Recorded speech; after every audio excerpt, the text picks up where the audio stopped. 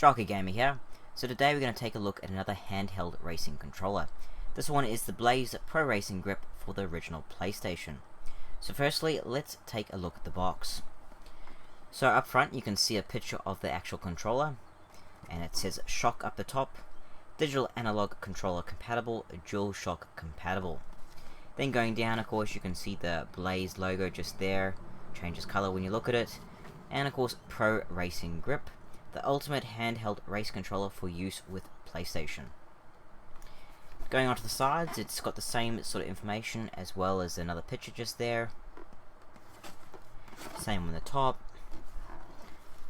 The side just has different languages.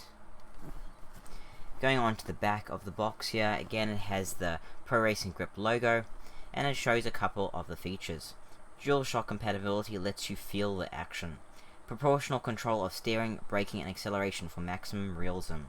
Ergonomic style gives ultimate control for left or right hand users. And then just here it kind of just points out the control system of what each thing actually does. Okay, let's go ahead now and open this up and take a closer look at this controller.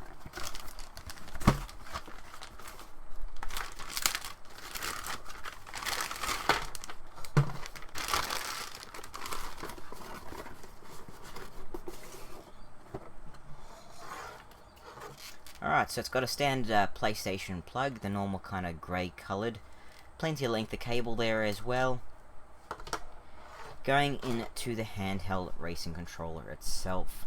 So this is what it looks like.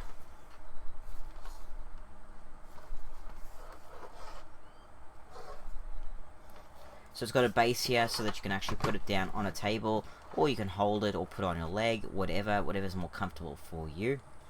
And of course it's styled sort of like your RC kind of racing kind of style, where you hold it and you've got kind of triggers, you've got the wheel, and you've got controls in the back and also on the bottom here as well. Now before we go into those things, the first thing you'll notice about this is of course the fact that it's actually got two wheels. A lot of these handheld racing controllers usually have one wheel on one side, and that's pretty much it.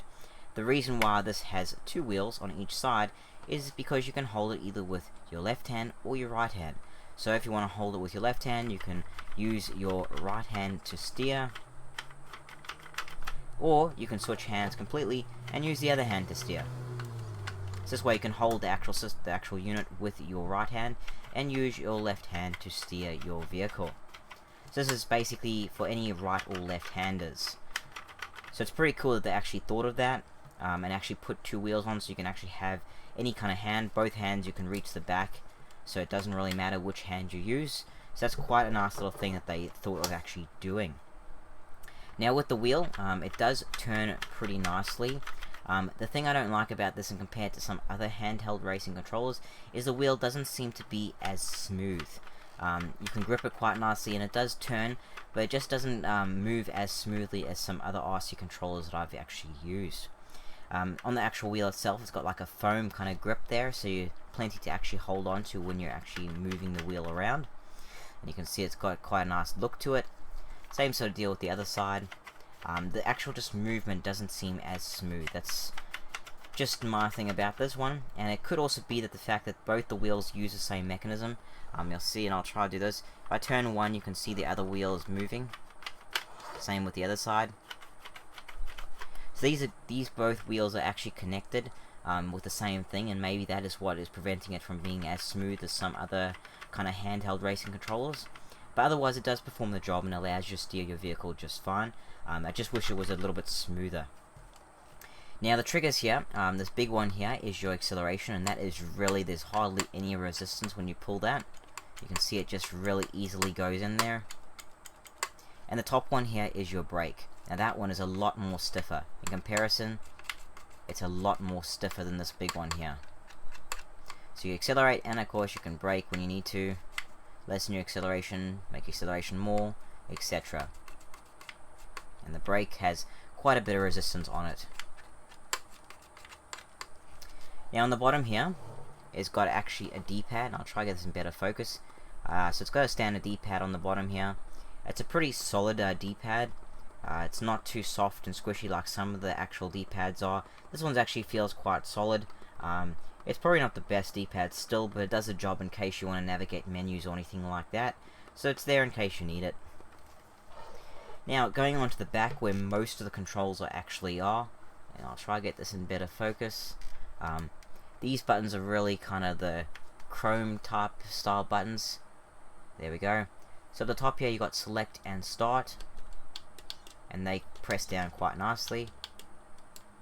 Then on the sides here you got L2, L1, R1 and R2, and again these press down quite nicely. They are a bit on the small side, these little side buttons, but you should be able to get them because you really only need to get them if the game supports those functions. You need to use them for something particular in the game.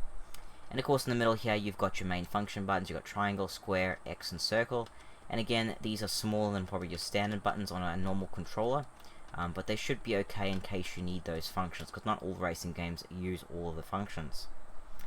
Now moving down to the bottom here, you've got a couple of different functions there. This switch here switches those wheels to actually digital analog. So if you want these racing wheels here to be digital or analog, you just flick that switch like that to digital, or that to analog. So you have a choice there. Now there's another switch here that says dual or Nichicon. When it's on dual, it's using that kind of dual shock, which is basically like a force feedback resistance, like a vibration type of thing. So when you're in the car you kind of feel a bit of resistance when you're playing the game.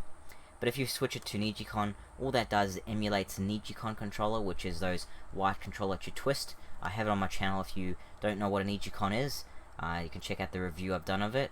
The Nichicon mode basically means that this wheel will act like the Nichicon controller does.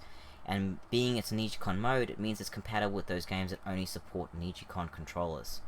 So that's quite a cool little feature that they've added to this controller. Now to reach all these features is pretty simple. Whatever hand you want to hold it in, whether it be your left or your right, because you can have any hand you want. You accelerate, you brake. If you need to get the D-pad you can use your other hand to get it, and of course you use your thumb to access these controls. Now most of the times you probably won't need to access that and this at the same time, unless it's a particular game that needs these controls, because I find some of these controls are a little bit of a stretch. Sometimes it's better than to have it on a surface so you can easily get to them. But most times in most PlayStation racing games you probably won't need to access these too often, maybe every now and again. So otherwise you might have your thumb just here holding it and using acceleration and brake and just steering your car.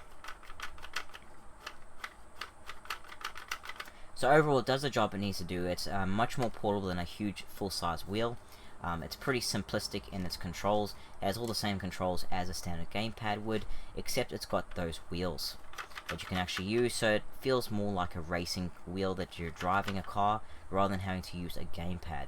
This is far better than any kind of gamepad. And this is a plus on this particular handheld racing controller because it's got those two wheels and you can use any hand. That is a really nice feature, and it's kind of worth not having a smoother wheel, you know, because that way if you worry that you don't like having a racing control in your left hand and it's steering with your right, then you can just switch it to the other way around, which is quite nice. You don't see many handheld racing controls that do have this kind of ambidextrous design, so it's quite a nice thing that they thought of, and it does, like I said, it works pretty well. The only thing improvement that I could really think about this controller is really making this wheel a lot smoother, and that mechanism inside is a bit noisy. So maybe somehow just improving this mechanism would be a little bit better. But other than that, most of these features are pretty strong. The D-pad's fine, all these buttons are fine. They're a little bit small, but they are small to keep them compact so they can actually fit on the back here, and so you can access them all with your thumb.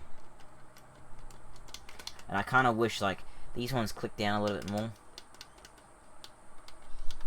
I wish these were as responsive. These feel a little bit harder to press down than these ones.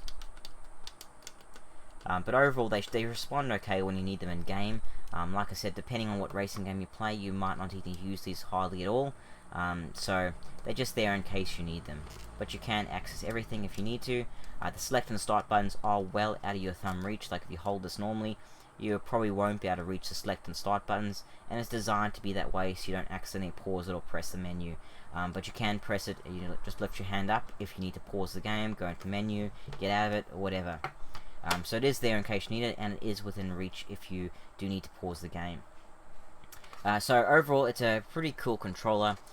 Very nice kind of design of it. I like the dual wheel design. It just adds a little bit of choice to those people that don't like playing with the wheel on the right hand side of the controller.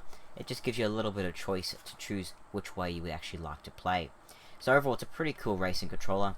It works well with all the PlayStation racing games, and the good thing, of course, it has that Nichicon mode, which means it also will work with Nichicon compatible games.